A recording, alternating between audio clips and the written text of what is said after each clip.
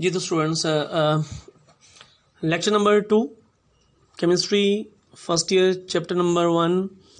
आज के टॉपिक्स जो हैं वो आयंस की types, atomic ions, molecular ions, complex ions as well as the production of ions. So सबसे पहले हम आयंस की डेफिनेशन देखते हैं। आयंस जो है ये ग्रीक वर्ड से डिराइव किया हुआ लफ्ज़ है जिसके मतलब वेंड्रोइड के हैं। The species which carry either positive or negative charges are called ions. For example sodium ion, calcium ion, aluminium ion, fluoride ion, oxide ion, nitride ion, methane ion, nitrogen ion, carbon monoxide ion, ammonium ion, carbonate ion as well as dichromate ion. आप देख रहे हैं कि इन ions के ऊपर different charges मौजूद हैं। इन charges का मौजूद होना इनसे रिमूव होने वाले या इनके गेन होने वाले इलेक्ट्रॉन्स की तादाद के इक्वल है। सोडियम एक इलेक्ट्रॉन लूज करता है तो एक पॉजिटिव चार्ज गेन कर लेता है। कैल्शियम 2 इलेक्ट्रॉन लूज करता है 2 पॉजिटिव चार्ज गेन कर लेता है। एल्यूमिनियम 3 इलेक्ट्रॉन लूज करता है 3 पॉजिटिव चार्ज गेन कर लेता है। इसी तरह से फ्लोरीन 1 इलेक्ट्रॉन गेन करके फ्लोराइड आयन बन जाता है -1 के साथ। ऑक्सीजन 2 इलेक्ट्रॉन लेके -2 charge oxide ion. Nitrogen 3 electron लेके nitride ion respectively. Classification. So as far as concern with the classification of ions है, पहली टाइप है सिंपल आयंस, इन्हें हम एटॉमिक आयंस भी कहते हैं। When an atom of an element loses or gain one or more electrons, the ions are formed। ये हम बात पहले भी कर चुके हैं कि जितने इलेक्ट्रॉन लूज करेंगे उतना पॉजिटिव चार्ज आ जाएगा और जितने इलेक्ट्रॉन गेन करेंगे उतना नेगेटिव चार्ज आ जाएगा। So sodium ion, magnesium ion, aluminium ion, fluoride ion, oxide ion, nitride ion etcetera. Difference between cations and anions बहुत इंपॉर्टेंट है। तो फर्स्ट पॉइंट डेफिनेशंस का है दोनों का। When an atom loses an electron form cation, इसी तरह से when an atom gains electron form anions. Charge on cation depends on the number of electron lost, जो हम बात पहले कर चुके हैं। इस तरह से charge on A9 depends on the number of electrons gained. साथ में एग्जांपल्स दी गई हैं। सोडियम एक इलेक्ट्रॉन लूज करता है तो सोडियम आयन बन जाता है। मैग्नीशियम 2 इलेक्ट्रॉन लूज करके मैग्नीशियम आयन बन जाता है। फ्लोरीन 1 इलेक्ट्रॉन लेके फ्लोराइड आयन बन जाता है और ऑक्सीजन 2 इलेक्ट्रॉन लेके ऑक्साइड आयन बन जाता है। Most important is formation of cation is endothermic. क्यों एंडोथर्मिक है? क्योंकि energy is required to remove the electrons. भाई ये हम एक इलेक्ट्रॉन रिमूव किया है हमने इस न्यूट्रल एटम के वैलेंस शेल से, तो ऑब्वियसली हमने इसको एनर्जी प्रोवाइड की है। उस एनर्जी से ये इलेक्ट्रॉन रिमूव हो गया। So energy is required to remove the electrons. Its formation is always endothermic. अब दूसरी तरफ देखते हैं। Anion, formation of anion is exothermic but not always। ये बात बड़ी इंपॉर्टेंट है। Energy is released when an electron is added। ये भी इंपॉर्टेंट बात है कि जब एक इलेक्ट्रॉन ऐड करते हैं किसी भी एटम के वैलेंस शेल में तो एनर्जी रिलीज होगी। Mean formation of uni negative ion is always exothermic. So this is always exothermic कि यूनि नेगेटिव एनाइन जब बनेगा तो वो हमेशा एक्सोथर्मिक होगा। फ्लोराइड का बनना, ऑक्साइड का बनना, क्लोराइड का बनना एटसेट्रा। एनाइंस और कैटायंस के साइज की अगर बात करें तो cations are smaller in size than their parent atoms, क्योंकि इनके वैलेंस शेल से इलेक्ट्रॉन निकल जाते हैं तो साइज जो है वो क्या हो जाएगा, स्मॉल हो जाएगा। एनाइंस अपने पेरेंट एटम से लार्जेस्ट साइज के होते हैं। क्यों? क्योंकि एटम जब एक इलेक्ट्रॉन गेन करता है तो एटम का साइज जो है वो रिलैक्स मीन ओपन हो जाता है। Cations are in abundance. क्यों अबंडेंस में होते हैं? जब हम पीरियोडिक टेबल की बात करते हैं तो पीरियोडिक टेबल में मेजॉरिटी एलिमेंट्स जो वो मेटल्स है, मीन 87 एलिमेंट्स मेटल्स। जब 87 एलिमेंट्स मेटल्स हैं तो फिर वो क्या करेंगे? पॉजिटिव आयन बनाएंगे। और रिमेनिंग जो नॉन मेटल्स हैं उनकी चूंकि तादाद कम है लिहाजा एनाइंस की तादाद भी कम होगी। Next is molecular ion. Molecular ion क्या है? जिस तरह से हमने एटॉमिक आयंस देखे कि जब कोई एटम्स इलेक्ट्रॉन गेन या लूज करता है तो वो एटॉमिक आयन या सिंपल आयन बना देता है, इसी तरह से हम देखेंगे कि व्हेनेवर मॉलिक्यूल्स गेन और loose electrons form molecular ions, for example methane एक मॉलिक्यूल है। जब हम इस पे high energy electron beam fall करेंगे तो इससे इसके वैलेंस इलेक्ट्रॉन्स जो हैं वो रिमूव हो जाएंगे। इस तरह से नाइट्रोजन मॉलिक्यूल है, कार्बन मोनोऑक्साइड एक मॉलिक्यूल है, बेंजीन एक मॉलिक्यूल है, अमोनिया भी एक मॉलिक्यूल है। तो मीन्स मोलेकुलर आयन किसका होगा? मॉलिक्यूल का होगा। तो मोलेकुलर आयन बनने से पहले वो स्पीशी क्या होगी? मॉलिक्यूलर फॉर्म में होना जरूरी है। Cationic molecular ions are in more abundant than anionic ones, क्योंकि स्टेबिलिटी ज्यादा होती है इनकी। जनरेशन ऑफ मॉलिकुलर आयंस बड़ा इंपॉर्टेंट शॉर्ट क्वेश्चन एक्सेल बोर्ड के पेपर में आता है। What are molecular ions, how these can be generated. तो डेफिनेशन एग्जांपल के साथ ये आ गया, जनरेशन आप इधर से ले लेंगे। The molecular ions can be generated by passing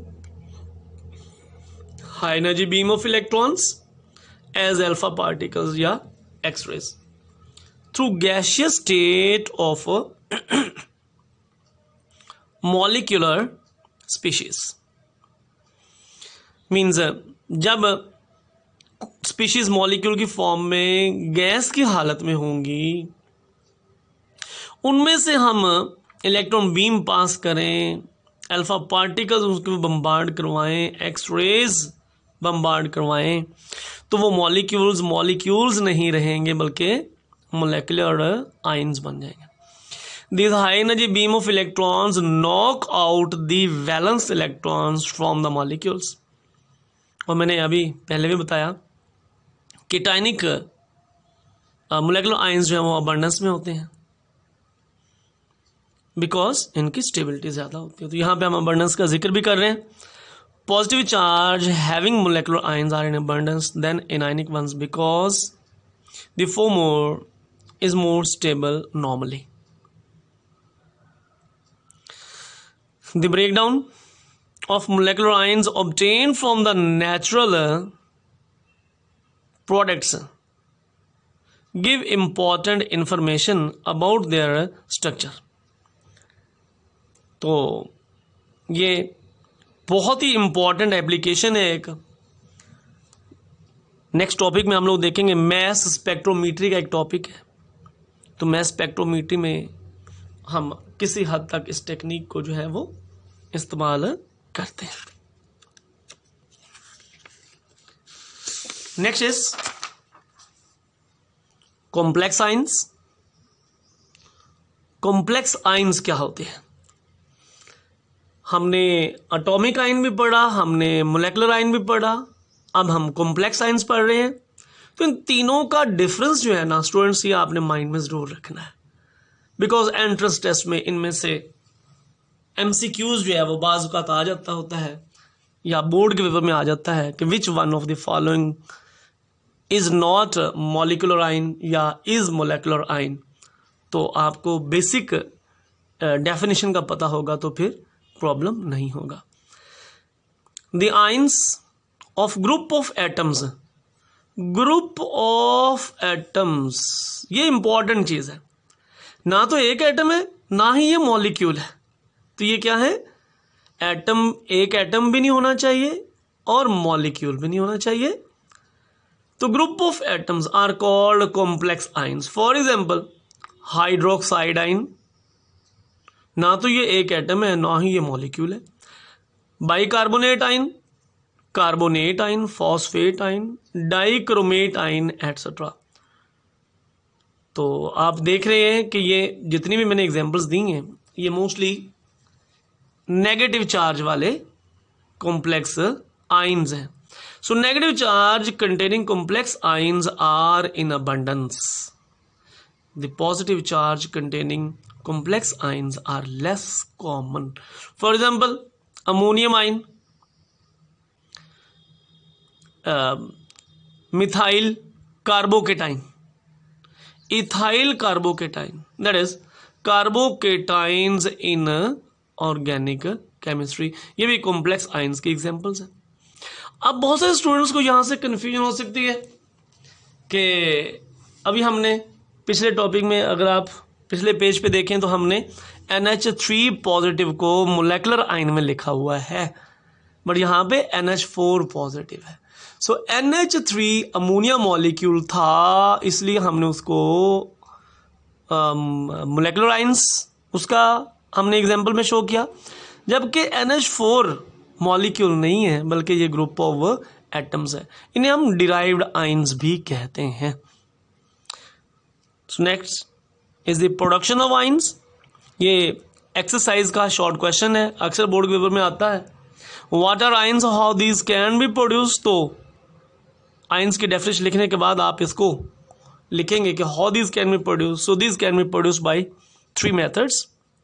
हाँ, यहाँ पे मैंने मेंशन किया कि आयंस ग्रीक वर्ड से डिराइव किया गया है, जिसके मीनिंग क्या है, वेंड वर्ड के, move about. By dissolving, by fusion या melting, by using electron gun. So there are 3 methods to produce the ions.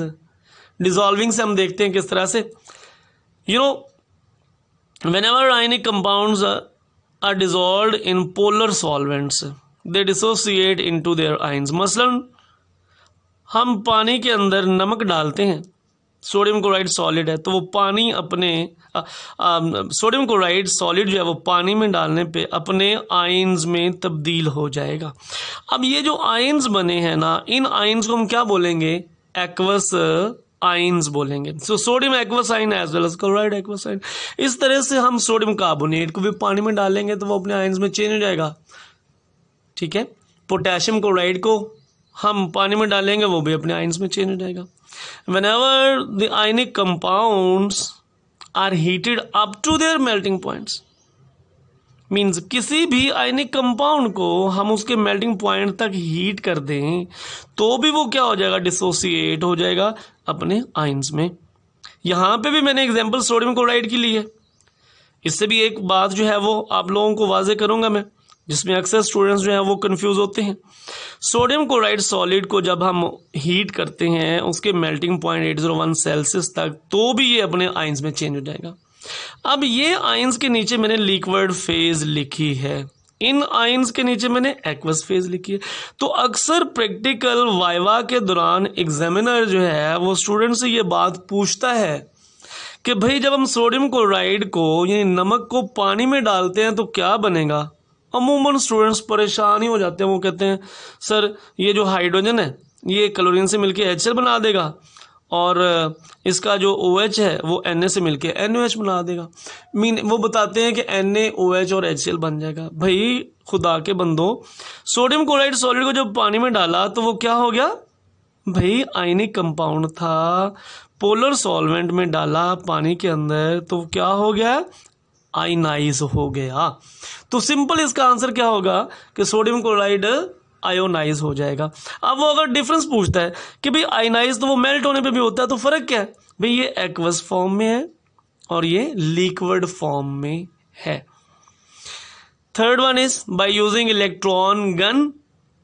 तो भाई इलेक्ट्रॉन आइंस को प्रोड्यूस करने का ये थर्ड मेथड है। ये बहुत सारी टेक्निक्स के अंदर यूज होता है। Ions can also be produced by bombarding high energy beam of electrons, alpha particles या फिर X rays onto the gaseous substances. For example production of positive rays. ठीक है, पॉजिटिव रेज किस तरह से प्रोड्यूस होती हैं कि हम इलेक्ट्रॉन बीम जो है वो फॉल करते हैं गैसियस एटम्स के ऊपर। तो ये जो इलेक्ट्रॉन बीम है ये इसके वैलेंस शेल से इलेक्ट्रॉन को क्या कर देती है, नॉकआउट कर देती है। तो इलेक्ट्रॉन्स जब नॉकआउट हो जाएंगे तो पीछे क्या बचेगा, वो एटम नहीं रहेगा, वो क्या बन जाएगा, पॉजिटिव आयन में कन्वर्ट हो जाएगा।